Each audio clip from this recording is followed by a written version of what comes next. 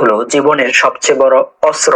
মানসিকভাবে শক্তিশালী মানুষ চ্যালেঞ্জের মুখে হার মানে না। তাই মানসিক শান্তি বাড়ানোর কিছু উপায় আছে, তো চলুন জেনে নিই। প্রথমে আমি যেটা বলবো সেটা হলো আপনার নেতিবাচক চিন্তাগুলো ত্যাগ করা। আপনার নেতিবাচক চিন্তাগুলো মানসিক শান্তিটাকে নষ্ট করে দেয়। তাই আপনি সবসময় চেষ্টা করুন নেতিবাচক চিন্তাগুলো থেকে এড়িয়ে ভালো মনোভাব তৈরি করা, এবং প্রতিদিন চেষ্টা করুন নিজের উপর ধনাত্মক মনোভাবগুলো তৈরি করা। 2 নম্বর আমি যেটা বলবো সেটা হলো নিজের জন্য সময় বাহির করা। মানসিক শান্তির জন্য নিজেকে একটু সময় দিন, এবং শ্বাস প্রশ্বাস নিয়ন্ত্রণ করলে মন শান্ত হয় এবং মানসিক শান্তি বৃদ্ধি পায়। 3 নম্বর আমি যেটা বলবো সেটা হলো চ্যালেঞ্জ মোকাবেলা করা।